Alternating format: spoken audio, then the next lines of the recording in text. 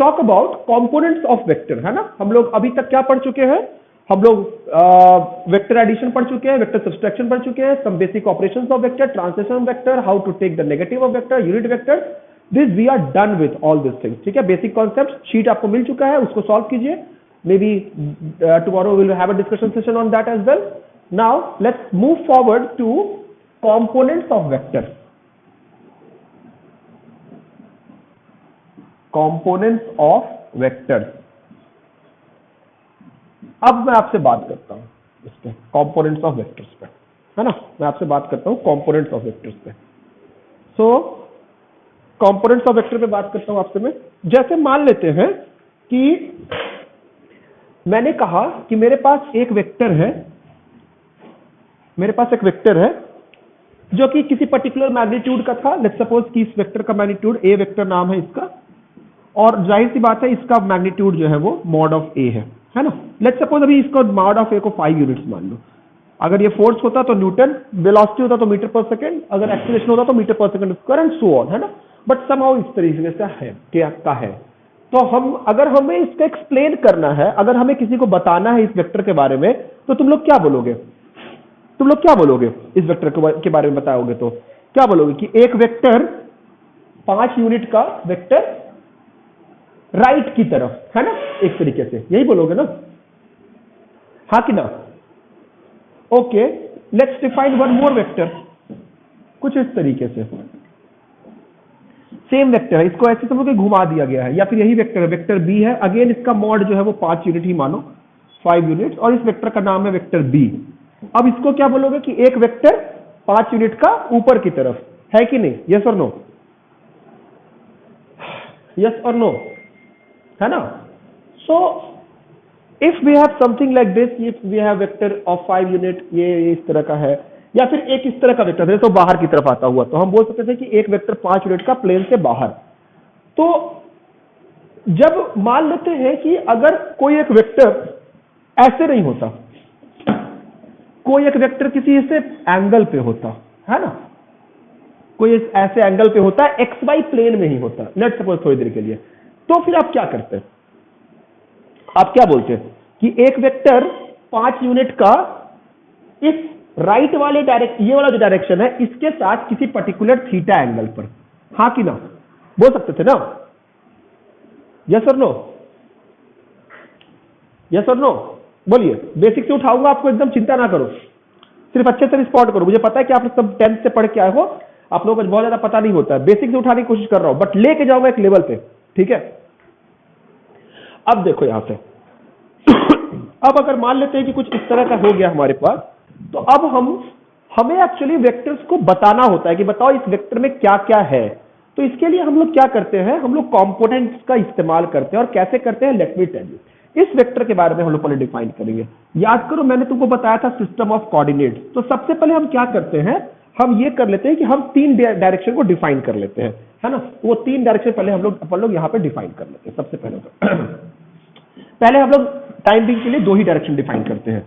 हम लोग ऐसा मान लेते हैं कि ये पूरा दुनिया जो है वो इस प्लेन में ही है, सिर्फ 2 वेक्टर्स, 2 कंपोनेंट्स है, यही डिफाइन करते हैं हम लोग, ठीक है। फिर इस दुनिया में सिर्फ और सिर्फ एक प्लेन है, इसी प्लेन के बारे में बात करेंगे हम लोग, ठीक है। अब सोचो अब हमारे पास क्या है, लेट्स सपोज कि हमारे पास ये हमारा एक्स एक्सिस था और ये हमारा वाई एक्सिस था, है ना। अगर मान लो कि कोई वेक्टर ऐसे था, लेट्स सपोज थोड़ी देर चलिए ऐसे, सिर्फ ऐसे था, मान लो कि किसी particular mod of a unit का, है ना, और इस वेक्टर का नाम था ए वेक्टर, तो आप क्या लिखोगे? आप क्या लिखोगे बताइए, आप क्या लिखोगे बताओ इस वेक्टर के बारे में?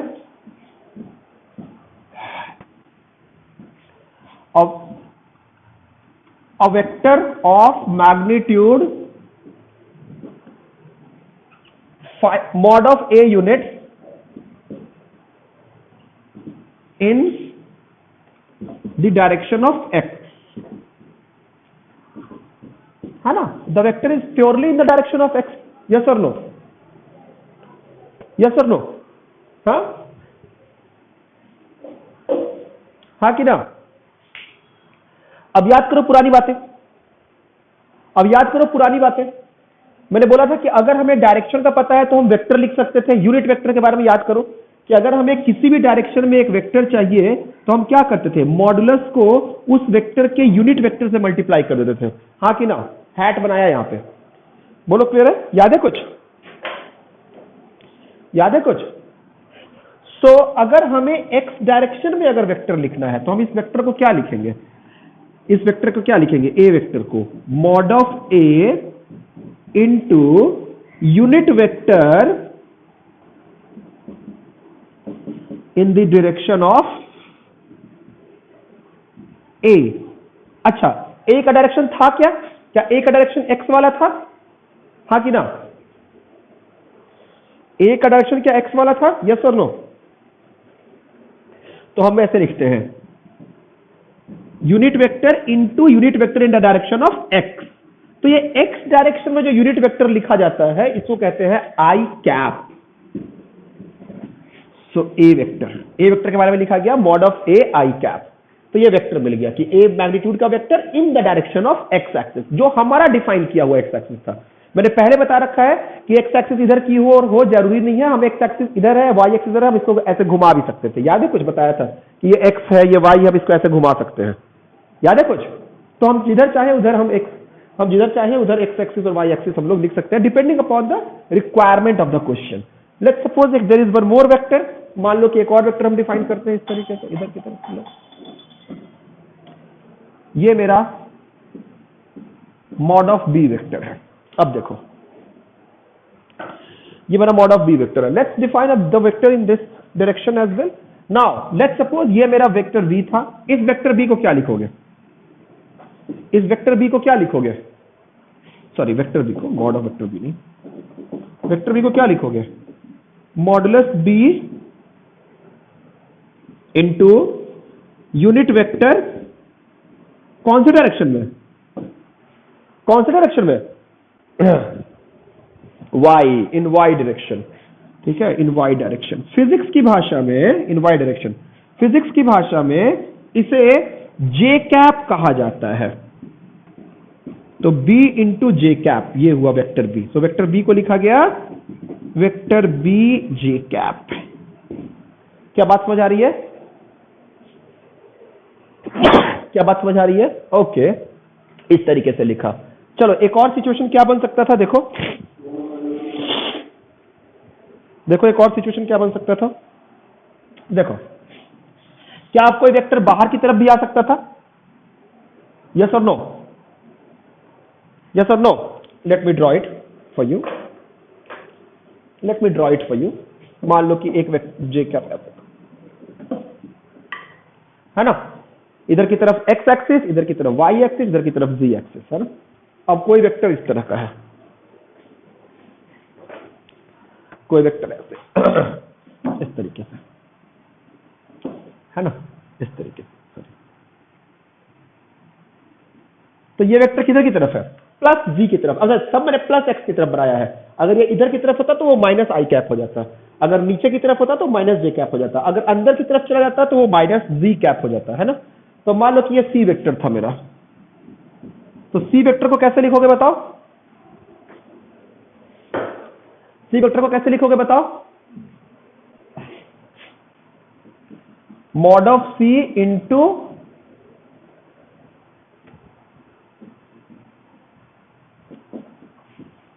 Unit vector in Z direction, है ना, unit vector in Z direction.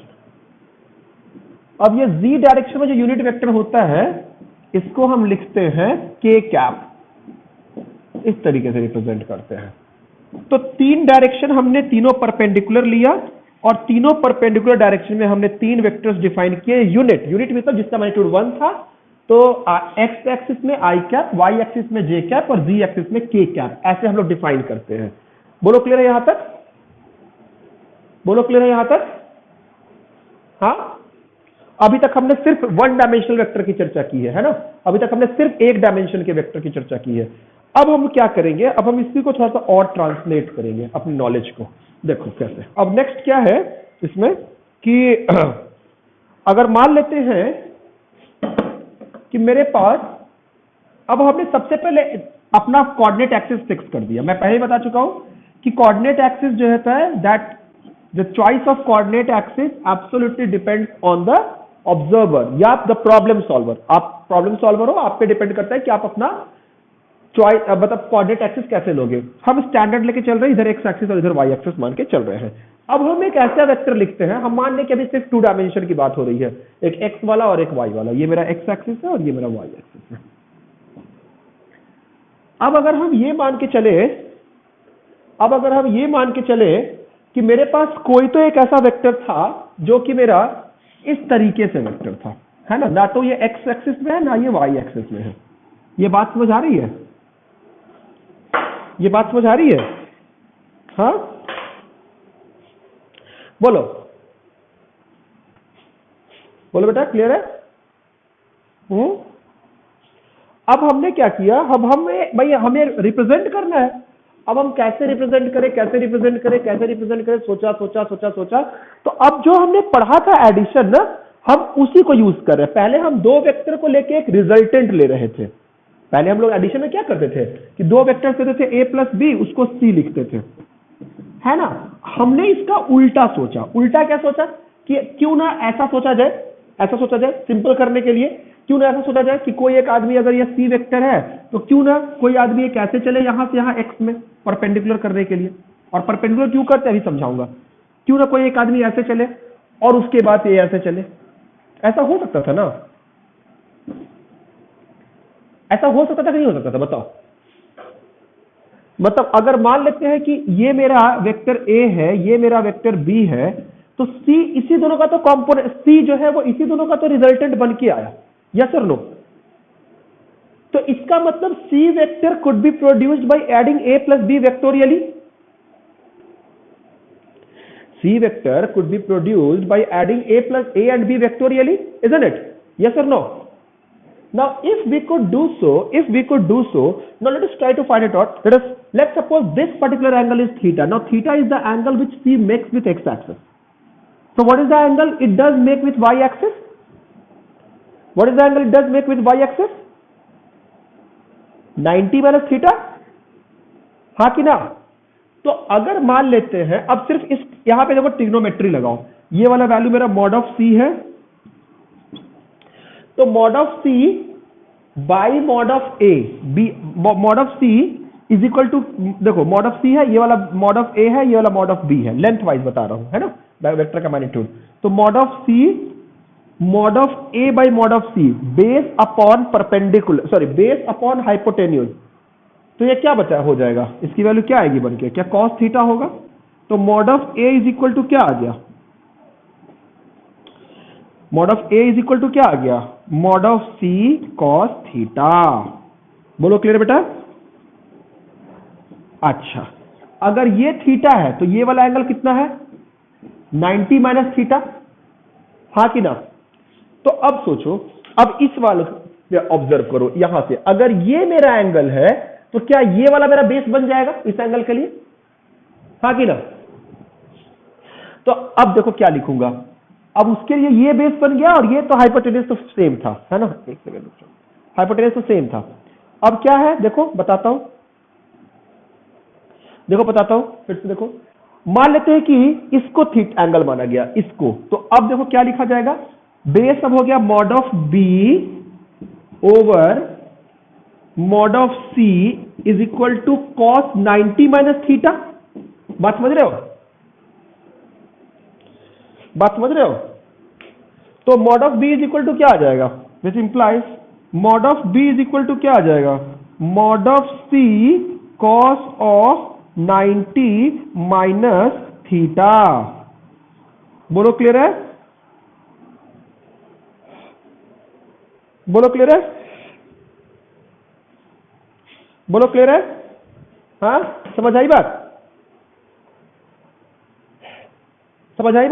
So this only means, अब क्या हम सीखे क्या, सोचो सीखे क्या, समझो बात को, हम लोग सीखे हम लोग ये कि जो इंपॉर्टेंट टेक अवे है यहां पे देखो, कि अगर इस वाले डायग्राम को ढंग से ऑब्जर्व करो कि अगर कोई वेक्टर हमारे चूजन डायरेक्शन के अलोंग अगर लाई नहीं कर रहा है, क्या बोला मैंने कि अगर कोई वेक्टर अगर x की तरफ लाई कर रहा था कोई दिक्कत ही नहीं थी, y की तरफ कंप्लीटली होता प्योरली होता तो कोई दिक्कत ही नहीं थी, z की तरफ होता तो कोई दिक्कत ही नहीं थी। हम लिख सकते थे magnitude times i cap, magnitude times j cap, magnitude times k cap.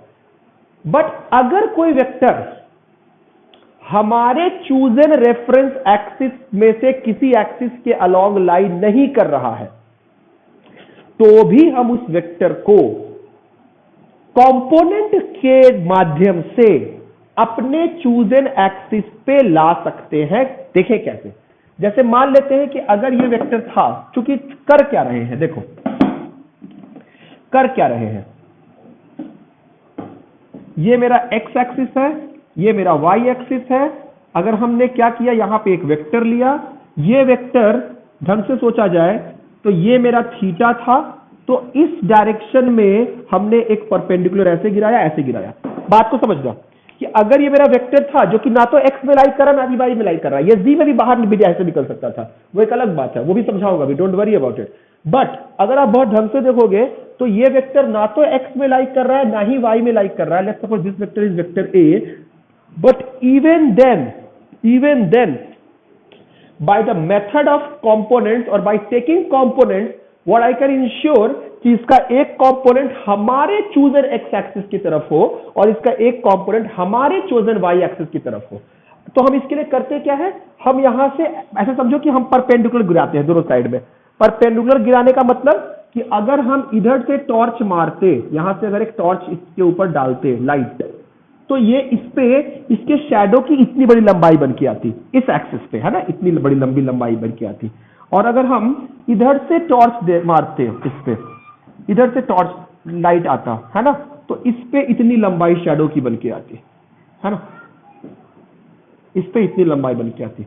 तो इसको हम प्रोजेक्शन भी कहते हैं। इस तरीके को इधर से टॉर्च मारा तो इतनी लंबी शैडो परछाई बनी, इधर से टॉर्च मारा तो इतनी बड़ी परछाई बनी। इसको शैडो भी कहा जाता, मतलब इसको प्रोजेक्शन भी कहा जाता है।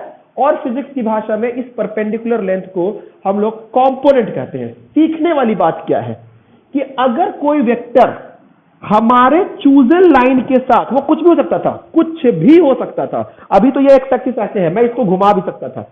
अगर हमारे चूजन लाइन के साथ, हमारे चोजन लाइन के साथ अगर कोई वेक्टर थीटा एंगल बनाता है, देखो यहां पे थीटा बना रहा था, यहां पे चूजन लाइन के साथ यही वेक्टर 90 माइनस थीटा बना रहा है, देखो ढंग से 90 माइनस थीटा बना रहे हैं। तो हमारे चूजन लाइन के साथ अगर कोई वेक्टर थीटा एंगल बना रहा है तो उस वेक्टर का हमारे चूजन लाइन पे जो कंपोनेंट होगा वो क्या उस वेक्टर के मैग्नीट्यूड को cos थीटा से मल्टीप्लाई कर दिया जाए तो क्या हमें उस डायरेक्शन में जो भी हमारा चूजन डायरेक्शन है क्या उसमें कंपोनेंट मिल जाता है। ये बात समझ आ रही है, ये बात समझ आ रही है, ये बात समझ आ रही है। तो जाहिर सी बात है कि अगर हमें किसी भी वेक्टर का, अभी मैं मानता हूं कि ये वेक्टर, अभी मान लो कि फोर्स ऐसे लगाते, तब कोई दिक्कत नहीं थी, एक्स में लगा रहे थे, अभी फोर्स ऐसे लगाते, वाई में फोर्स लगा रहे थे, बट अगर फोर्स हम ऐसे भी लगाए तो कोई दिक्कत नहीं है। हम इसका एक कंपोनेंट एक्स में ले लेंगे और एक कंपोनेंट वाई में ले लेंगे और फिर अलग अलग सॉल्व कर देंगे। अगर हमें एक्स का सॉल्व करने आता है वाई का, तो हमें वाई का भी सॉल्व करने आता है, तो हमें दोनों का भी सॉल्व करने आता है, तो हमें दो चीजें सॉल्व करनी है। ये बात का यूज है। बट जाहिर सी बात यहां पे समझने वाली बात यह है कि अगर कोई भी वेक्टर हो, अगर कोई भी वेक्टर वो किसी भी लाइन पे लाई कर रहा है एंड और हमारा जो चूजन लाइन है वो उस वेक्टर जो है वो उस चूजन लाइन पे या चूजन सिस्टम ऑफ एक्सिस में किसी भी लाइन पे लाई नहीं कर रहा है, तो हम क्या करते हैं, हम उस वेक्टर का उस चोजन लाइन के तरफ कंपोनेंट लेते हैं और वो कंपोनेंट उस वेक्टर का मैग्नीट्यूड इनटू जो भी एंगल थीटा बन रहा था उसका कॉस से मल्टीप्लाई कर दो। देखो सी को कॉस थीटा से मल्टीप्लाई किया तो ये वाला कंपोनेंट मिल गया, और अगर सी को कॉस 90 माइनस थीटा से मल्टीप्लाई कर दिया तो हमें ये वाला कंपोनेंट मिल गया। बात समझ आ रही है, बात समझ आ रही है। तो इसका मतलब ये हुआ कि लिखो, ये सब लिखते चल रहे हो ना तुम लोग, लिखे हो ना,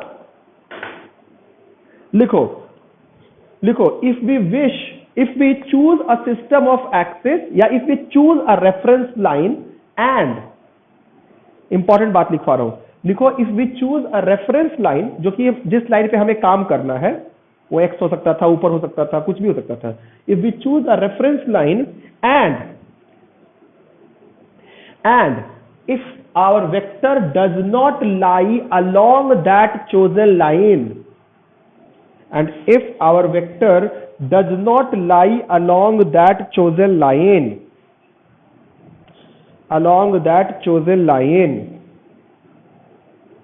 then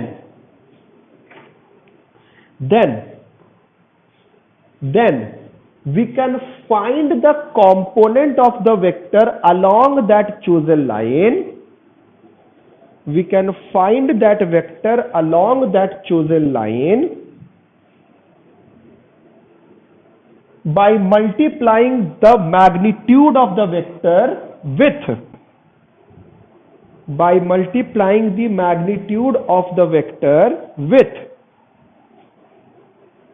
we can find that component along the chosen line. We can find that component along the chosen line by multiplying the magnitude of the vector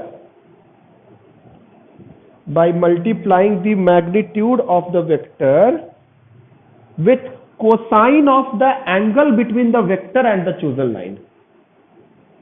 With cosine of the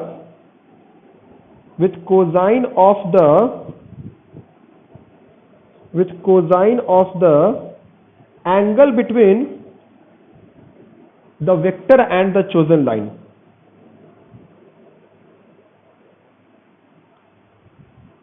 Cosine of the angle between the vector and the chosen line. क्या मेरी बात clear है? अब इस diagram को उतार लो. पहले इस डायग्राम को उतारो, इसको उतारो और फिर ये कैलकुलेशंस जो लिखे हैं वो लिख लो. अब क्या है, मान लेते हैं मैं आपसे एक सवाल पूछता हूं. सवाल है कि अगर मेरे पास कोई भी वेक्टर ए है तो सिर्फ सोच के बताओ in which direction will its component be zero? Will its component will be zero? बोलो किस डायरेक्शन में इसका कंपोनेंट जीरो होगा? अगर कोई वेक्टर ए है उसका डायरेक्शन में पता था कि भाई ये इस डायरेक्शन में जा रहा है. क्या बोल रहे हो? y और z, शाबाश. अगर नहीं, अगर a x में है तब वो y z की तरफ होगा. इंपॉर्टेंट सीख क्या है कि अगर कंपोनेंट है तो कंपोनेंट का मैग्नीट्यूड, तो भाई मान लो c लिखते हैं, कंपोनेंट का मैग्नीट्यूड होता है mod of a cos theta. So theta ये अगर जीरो होना है ना इस कंपोनेंट का मॉड, तो वो ये वाला टर्म जीरो हो जाना चाहिए. तो cos थीटा की वैल्यू आ गई 90 डिग्री. मतलब अगर कोई वेक्टर मेरा a था, अब सुनना, अगर कोई मेरा वेक्टर ए था तो इसके 90 डिग्री पे अगर कोई भी लाइन बनाई जाए तो क्या उसके अलोंग इस वेक्टर का कोई कंपोनेंट नहीं आएगा? हाँ कि ना? यस और नो? ओके. इसका मतलब यह हुआ कि अगर हम कोई ये लाइन डिफाइन करते हैं ऐसे, जो कि 90 डिग्री पे था, तो क्या इसके अलोंग इस वेक्टर का कोई कंपोनेंट नहीं आएगा? हालांकि 90 अच्छे से बना नहीं है, थोड़ा सा दिक्कत है, बट फिर भी ठीक है, 90 मान लीजिए कि क्या ए वेक्टर का इस वाले के अलोंग कोई कंपोनेंट नहीं आएगा क्योंकि एंगल 90 डिग्री था. यस और नो? और भी कोई डायरेक्शन पॉसिबल है क्या यहां पे? और भी कोई डायरेक्शन पॉसिबल है क्या? है ना? सोचिए वाला, क्या ये भी 90 डिग्री पे है बाहर की तरफ? यस और नो?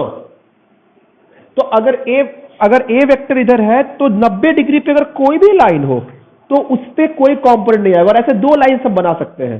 सोच, अगर ये मेरा एक्स एक्सिस था तो ये मेरा, इसको हमने वाई एक्सिस डिफाइन कर दिया, और एक मेरा जी एक्सिस ऐसे डिफाइन हो गया.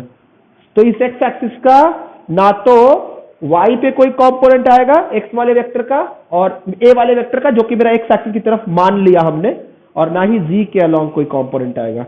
ये बात समझ आ रही है? ये बात समझ आ रही है? ओके, चलो मैं तुमसे एक सवाल पूछता हूं छोटा सा अभी के लिए, ठीक है? क्वेश्चन है, देखो क्या है क्वेश्चन। क्वेश्चन है, मैंने आपको एक वेक्टर दिया, एक वेक्टर मेरा मान लेते हैं कि ये 10 यूनिट्स का वेक्टर था, ये मेरा एंगल यहां से 53 डिग्रीज बना रहा है। दूसरा वेक्टर मेरा नीचे की तरफ है, ये y एक्सिस है, ये मेरा x एक्सिस है इधर की तरफ, ये मेरा y एक्सिस है इधर की तरफ,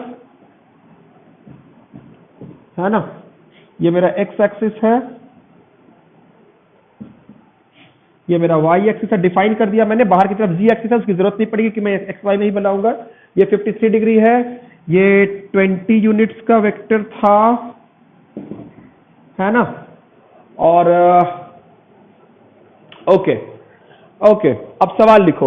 एक और दे दो, एक और लिख लो, एक और वेक्टर बना दे रहा हूं।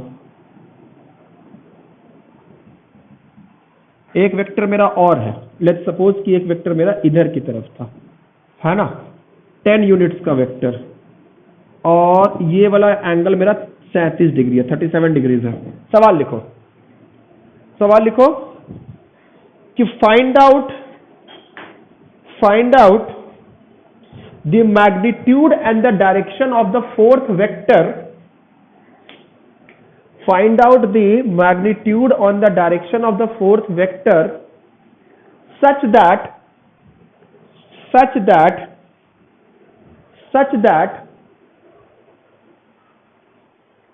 and the direction of the fourth vector such that the net vector is along x-axis. Such that the net vector is along x-axis. Such that the net vector is along x-axis. ये question number 2 है। Question number 1 लिखो पहले। Question number 1 लिखो पहले। Question number 1 लिखो कि पहले सवाल ऐसे भी होते हैं एग्जाम में कि resolve all the vectors in x and y as a resolve all the vectors, जो भी ये 3 वेक्टर दिए हुए हैं a, b और c, let's suppose, resolve all the vectors along x axis and y axis, along x axis and y axis। पहले resolve करो, और फिर दूसरा सवाल ये है कि find out the magnitude and the direction of the fourth vector such that the net component is along, कौन सा एक्सिस दिया? x एक्सिस दिया कि y एक्सिस दिया? क्या दिया? x एक्सिस की y axis? Is along x axis only. ये दोनों सवाल कीजिए ट्राई। ओके, चलो देखते हैं, बताता हूं। सबसे पहले क्या है जो सवाल बोला गया, पहले तो रिजॉल्व करके देखते हैं कितना कितना आ रहा है। तो ये मेरा आ गया कितना, देखो ये एक कंपोनेंट इसका इधर की तरफ आ गया x वाला, है ना? ये कितना है देखो, 10 cos 53 बताया था अभी, है ना? जिसके साथ थीटा रहेगा उसके साथ cos ले लो, है ना? अभी इसके बारे में और भी बात करूंगा। तो 10 cos 53 हो गया पहला। तो x वाला पहले लिखते हैं, x वाला, है ना? x वाला कहने का मतलब कि x कंपोनेंट सबका, है ना? तो देखो 10 यूनिट्स का 10 का कंपोनेंट इधर की तरफ है ना, 10 का कंपोनेंट इधर की तरफ, तो कितना आ गया 10 cos 53 पहला, प्लस इसका काम हो गया, x वाला निकाल लिया है, y वाला निकाल लेंगे अभी, है ना? पहले x वाला लिख रहे हैं। 10 का 37 पर, देखो 10 के दो कंपोनेंट्स होंगे, एक 10 का कंपोनेंट नीचे की तरफ आएगा और एक इधर की तरफ आएगा, है ना? और ऐसा क्यों कर रहे हैं 90 डिग्री वाला? अभी तो हम x और y में ही तोड़ रहे हैं, और x और y में एक x की तरफ तोड़ दिया और एक y की तरफ तोड़ दिया, है ना? तो 10 cos 53 पहला, फिर 10 cos 37, है ना? 10 cos 37 पॉजिटिव में है, जो कुछ अगर ये वेक्टर इधर की तरफ होता तो कंपोनेंट उल्टा बन के आता, तो हमको माइनस करना पड़ता, ठीक है? तो 10 cos 37 ये हो गया दूसरा, प्लस और देखो इसका, तो इसका कंपोनेंट करने की जरूरत है नहीं। क्यों नहीं जरूरत है इसका कंपोनेंट करने की? क्योंकि ये तो y की तरफ ही है, तो y की तरफ है तो x की तरफ कंपोनेंट 0 हो जाएगा, है ना? तो x की तरफ कंपोनेंट 0, तो इसका कंपोनेंट करने की जरूरत नहीं है। तो आइए इसको ऐड कर लेते हैं। 10 इंटू कॉस 53 की वैल्यू 3/5 बता चुका हूं, प्लस 10 इंटू कॉस 37 की वैल्यू 4/5 बता चुका हूं, है ना।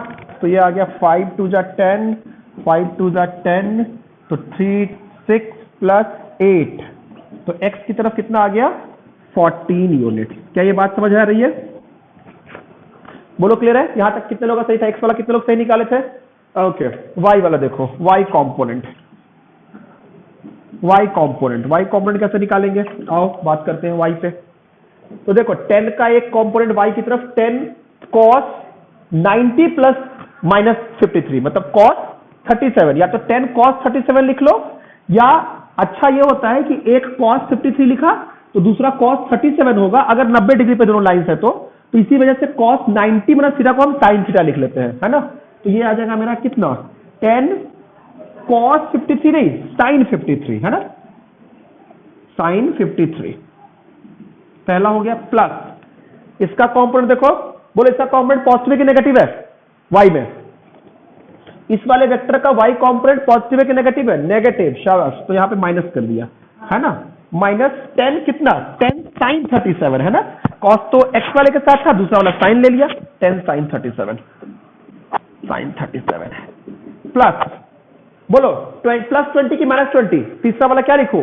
तीसरा वाला का कंपोनेंट करने की जरूरत नहीं है, वो सिर्फ y की तरफ है। बोलो प्लस 20 की माइनस 20, माइनस 20, शाबाश। तो ये कितना आ गया 10 इंटू 4/5 माइनस 10 इंटू 3/5 माइनस 20, तो ये बन के तुम्हारा क्या आया? देखो 5 2 10, 8 माइनस 6 2 माइनस 20, तो y वाला कंपोनेंट हो गया माइनस 18 यूनिट। तो अब सोचो वेक्टर को क्या लिखा गया? इन सब को हटा के ऐसे लिखा जा सकता है, इन सब का समेशन वेक्टर, एक x की तरफ कंपोनेंट आ गया और एक y की तरफ कंपोनेंट आ गया। तो नेट वेक्टर क्या लिखा गया? नेट वेक्टर क्या लिखा गया? देखो कितना 14x की तरफ हो जाए 14x की तरफ हो जाए और 18y की तरफ नहीं माइनस y की तरफ। क्या नेट वेक्टर यही आएगा? हाँ बोलो यस और नो। तो पहला तो वेक्टर क्या लिखा जाएगा? नेट वेक्टर क्या लिखा जाएगा? 14i cap minus 18j cap. कितने लोगों का सही आया था यहां तक? पहला वेक्टर लिखने के लिए बोला था i और j के टर्म्स में, x और y कंपोनेंट के टर्म्स में पहला आंसर आ गया। बोलो क्लियर है? ओके। दूसरा क्या पूछा था मैंने कि बताओ इस पे क्या फोर्स क्या वेक्टर लगाया जाए कि नेट कंपोनेंट सिर्फ x की तरफ हो, है ना। कितना वेक्टर मिनिमम लगाया जाए कि नेट कंपोनेंट सिर्फ x की तरफ हो? तो सोचो अगर x की तरफ सिर्फ कंपोनेंट लाना है तो x की तरफ 14i कैप है, y की तरफ माइनस 18 है। सोचो कि अगर एक वेक्टर माइनस 18 ऊपर की तरफ होता तो क्या 18 कैंसिल हो जाता, y कंपोनेंट 0, तो सारा का सारा कंपोनेंट सिर्फ x में आता, हाँ कि ना। तो दूसरे का आंसर क्या है? अ वेक्टर ऑफ, मतलब आंसर डायरेक्ट लिख देता हूं, क्या 18 प्लस j या प्लस, क्या 18 j कैप लगा देते तो क्या वेक्टर जो है वो सीधा का सीधा सारा का सारा वेक्टर क्या x की तरफ आ जाता, हाँ कि ना। तो इसको कॉन्सेप्ट की तरह याद रखेंगे कि अगर हमें इस लाइन पे वेक्टर, मान लो कि मुझे चाहिए कि सारा का सारा वेक्टर का कंपोनेंट इस लाइन पे रहे, तो क्या इस लाइन पे कंपोनेंट को 0 कर दो तो हो जाएगा काम हमारा, हाँ कि ना। बोलो।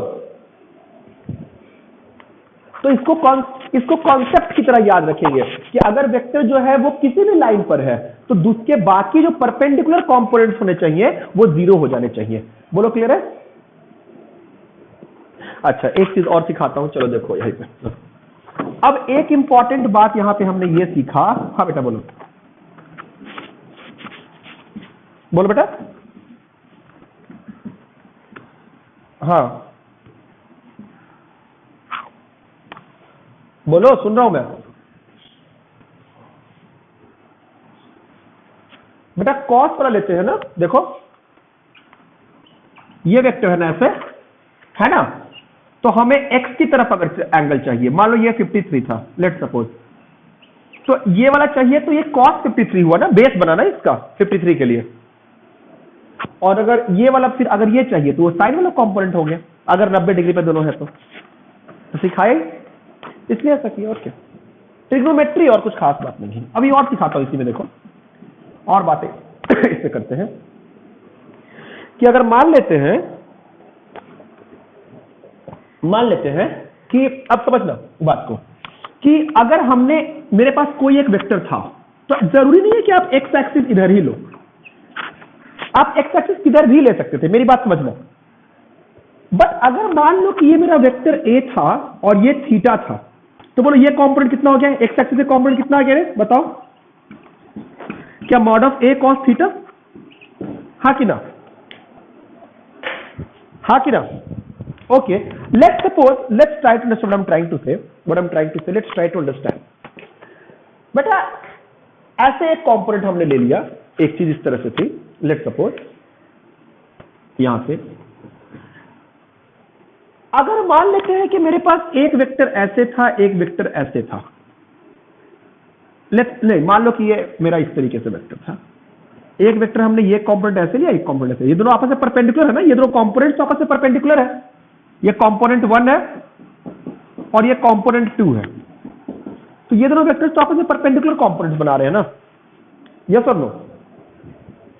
हाँ, जरूरी है क्या कि दोनों परपेंडिकुलर रहे?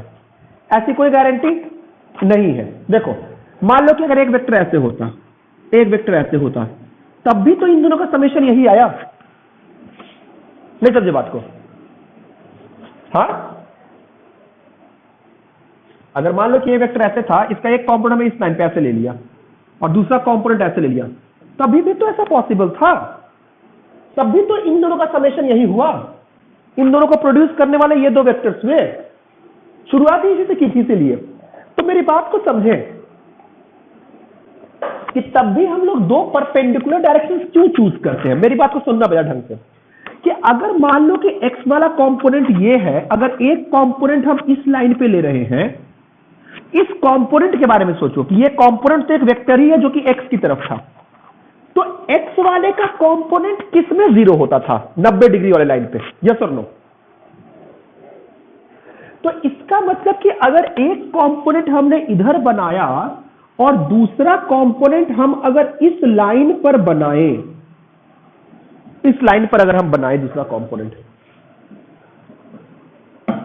जो कि पहले वाले लाइन के परपेंडिकुलर था, ये 90 माइनस थीटा है, और ये वाला एंगल मेरा,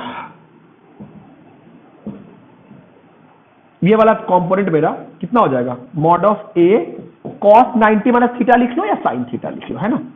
तो ये वाला कंपोनेंट और ये वाला कंपोनेंट, अगर ये वाला लाइन मेरा परपेंडिकुलर है, तो ये दोनों कंपोनेंट्स के बीच का एंगल तो 90 डिग्री है ना, यस और नो?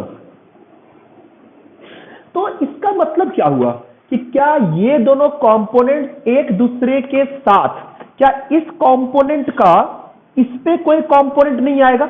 ये मतलब इसका ये जो वेक्टर है एक्स एक्सिस, इसका किस डायरेक्शन में कोई कंपोनेंट नहीं आता है? वाई डायरेक्शन में, हाँ कि ना? और वाई वाले का किस डायरेक्शन में कोई कंपोनेंट नहीं आता है? एक्स वाले में, यस और नो? एक्स वाले में। तो इसका मतलब यही हुआ कि इस वाले वेक्टर का इस डायरेक्शन में कोई कंपोनेंट, इस वाले वेक्टर का एक कंपोनेंट एक्स में है और इस वाले वेक्टर का एक कंपोनेंट अगर वाई में है, और ये दोनों कंपोनेंट आपस में परपेंडिकुलर हो गए, तो क्या इस वाले कंपोनेंट को इससे कोई लेना देना नहीं है, क्योंकि इसका कोई कंपोनेंट इधर नहीं आ रहा और इसका कोई कंपोनेंट इससे नहीं आ रहा, तो क्या ये दोनों का एक दूसरे के ऊपर कोई कंपोनेंट बन के नहीं आएगा अपना, यस और नो? तो इसका मतलब यह हुआ कि अगर पहली बात कि कोई वेक्टर अगर ऐसे है, तो जरूरी नहीं है कि आप इसी लाइन पे कंपोनेंट, आप किसी भी लाइन पे कंपोनेंट ले सकते हो। इस पे कंपोनेंट ये हुआ, इस वाली लाइन पे कंपोनेंट जो है वो परपेंडिकुलर गिरा दोगे, कुछ इस तरीके से, कुछ ऐसे होगा, किसी भी लाइन पे कंपोनेंट ले सकते थे।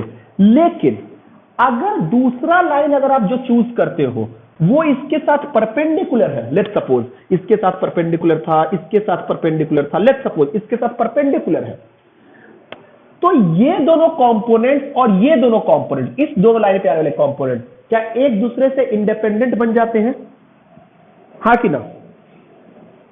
इंडिपेंडेंट होने का मतलब कि इसको इससे कोई लेना देना नहीं है और इसको इससे कोई लेना देना नहीं है। ये बात समझ आ रही है?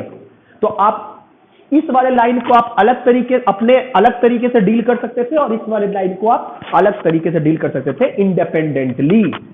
समझ रहे हो बात को? तो ऐसे दो कंपोनेंट जो आपस में परपेंडिकुलर हो उनको कहते हैं रेक्टेंगुलर कंपोनेंट्स। क्या कहा जाता है?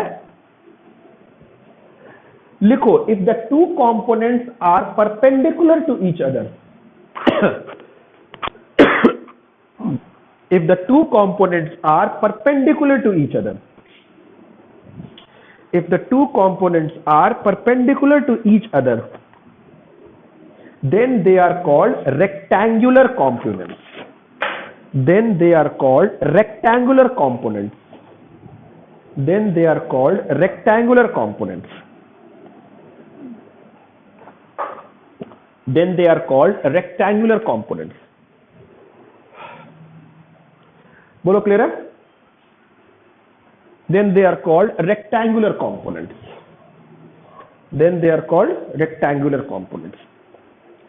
है ना? तो ध्यान रखेंगे कि कंपोनेंट्स कहने का मतलब कोई भी लाइन हो सकता था, कोई भी दो लाइन हो सकते थे, बट रेक्टेंगुलर कंपोनेंट्स कहने का मतलब क्या हुआ? क्या ये दोनों आपस में परपेंडिकुलर थे?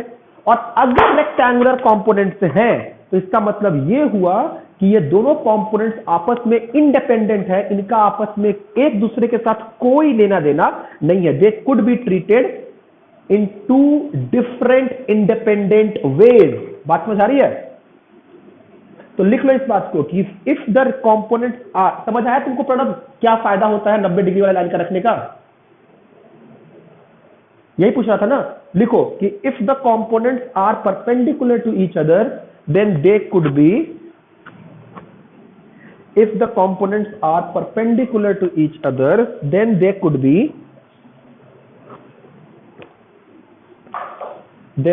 be treated as two independent vectors, as two independent vectors, as two independent vectors। ये आपके सामने as two independent vectors। चलिए अब देखिए, आइए अब इस पे शीट में सवाल रहेंगे कंपोनेंट्स लेने वाले, बाकी आप लोग करेंगे। अब मान लेते हैं कि मेरे पास, अब इस बात को ढंग से समझना, मान लो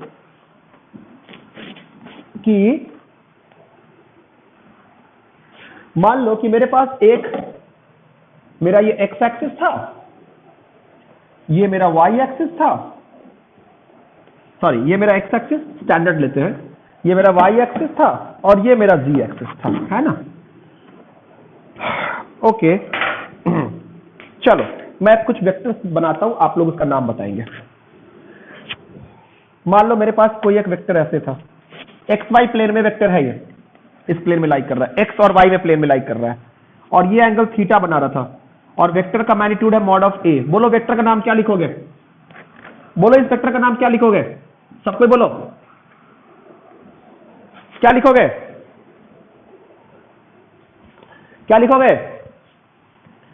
mod of A cos theta, इसका एक्स कंपोनेंट क्या है? Mod of A cos theta, ये वाला कंपोनेंट कितना हो जाएगा? वाई वाला, ये वाला, sorry, mod of B sine theta, तो mod of A cos theta I cap plus mod of B sine theta J cap.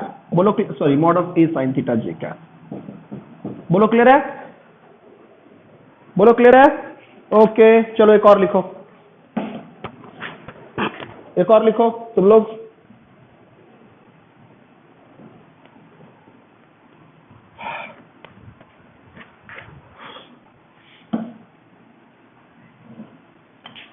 ये थीटा है, बोलो अब वेक्टर का नाम।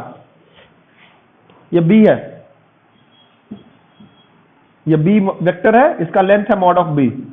बोलो क्या नाम लिखोगे इसका? बोलो क्या नाम लिखोगे इसका? बोलो क्या नाम लिखोगे? हाँ, इसका एक कंपोनेंट ये आ गया एक्स की तरफ, नेगेटिव एक्स में, है ना? ये कंपोनेंट हुआ एक, और एक कंपोनेंट ऐसे बना लिया करो, परपेंडिकुलर गिरा लो बस, दो परपेंडिकुलर कंपोनेंट से, क्योंकि एक्स और वाई परपेंडिकुलर है आपस में, है ना। तो ये हो गया मेरा कितना, इसका ये लेंथ कितना है बताओ, बोलो तो, mod of B sine theta, है ना, थीटा इसके साथ है, और ये वाला लेंथ कितना है रे, mod of B cos theta, शाबाश। तो वेक्टर क्या लिखा जाएगा बोलो, minus of mod of B sine theta I cap plus mod of B cos theta J cap. बोलो क्लियर है, बोलो क्लियर है। ओके एक और लिखो, देखो आओ आओ एक और लिखो,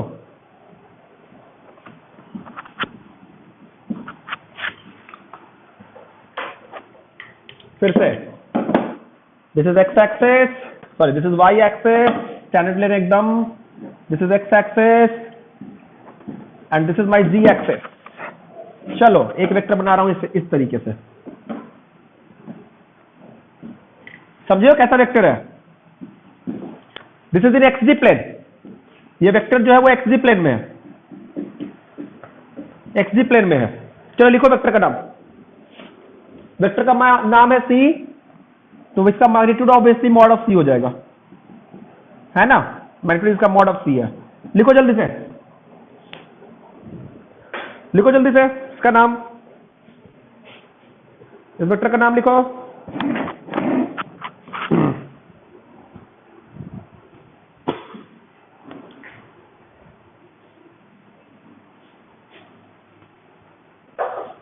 इस वेक्टर का नाम लिखो, क्या है, देखो इसके कंपोनेंट किस किस लाइन पे है, किस किस प्लेन में आएंगे, किस किस लाइन पे आएंगे बताओ,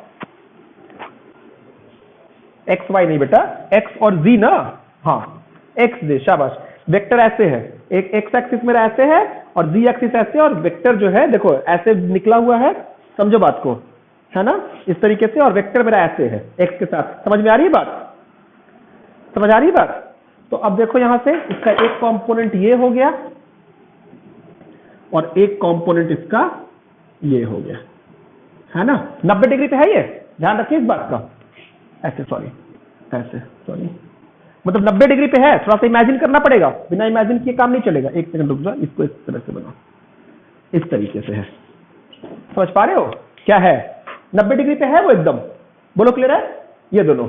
तो ये वाला कंपोनेंट कितना हो गया, mod of C cos theta, और ये कंपोनेंट कितना आ गया, mod of C sine theta. Vector का नाम बोलो क्या होगा, सी वेक्टर का नाम mod of C cos theta I cap plus mod of C sine theta, कौन, के कैप, के कैप, के कैप जी की तरफ है ना, के कैप। बोलो क्लियर है, एक और लिखो। चलो देखो अब इस लाइन पे, इस वाले प्लेन पे वेक्टर बना रहा हूं, देखो कैसे,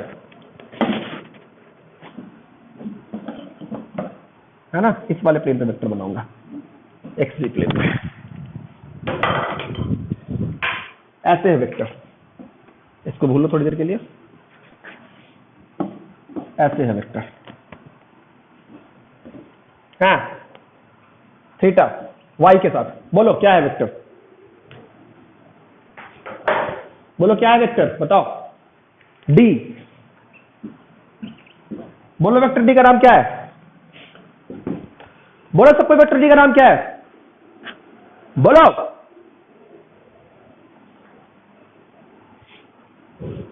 माइनस क्यों, ये इस प्लेन पे है, ऐसे बाहर निकला हुआ प्लेन पे, ऐसे ऐसे ऐसे, इस प्लेन पे ऐसे बाहर की तरफ निकला है और ऐसे वेक्टर है, समझ आ रही है बात, हाँ एक्स और जेड में है ये, दिस इज एक्सजी प्लेन, उसमें है, कंफ्यूज मत हो, एक्सजी प्लेन में है ये, कंफ्यूज मत हो एकदम।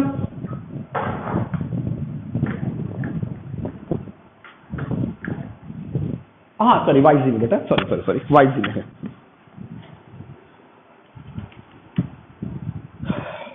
कंफ्यूज मत हो, बोलो क्या नाम है इसका, मॉड ऑफ डी, मैं तो डायरेक्ट लिख दूंगा cos theta J cap plus mod of D sine theta के कैप। सही आया था, सही आया था,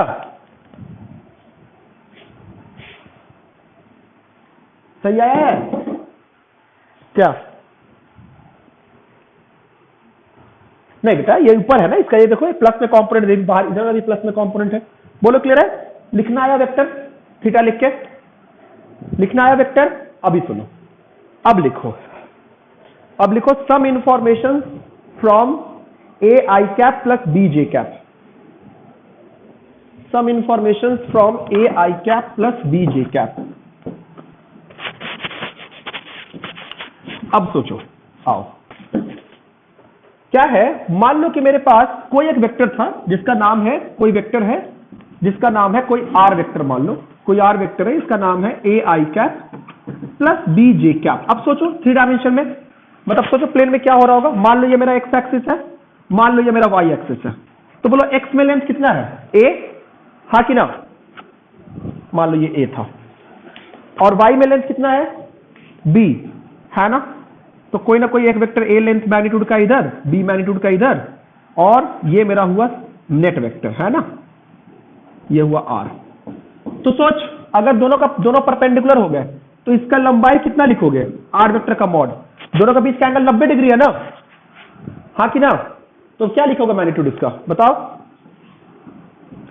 under root of A square plus B square. Simple, नहीं समझे बात को? Magnitude of A square plus B square, जो भी है ठीक है, ए है तो वो लेंथ ही है। बोलो क्लियर है? बोलो क्लियर है? ये ए था, ये बी था। अब देखो फाई जो एंगल बना रहा है ये एक्स एक्सिस के साथ, tan phi, where phi is the angle between vector and chosen x axis. कुछ भी हो सकता था, एक्स एक्सिस इधर भी हो सकता था, ऐसे कुछ भी हो सकता था, अभी हमने सीधा लिया है, तो ये क्या आ जाएगा? tan phi. बोलो b बाई ए, तो ऐसे नहीं रखना, y कॉम्पोनेंट जो कि b था ओवर x कॉम्पोनेंट है, और इसको भी ऐसे नहीं रखना, ए स्क्वायर प्लस बी स्क्वायर नहीं, x component square plus y component square रखना। क्या है, समझना है? बोलो क्लियर है?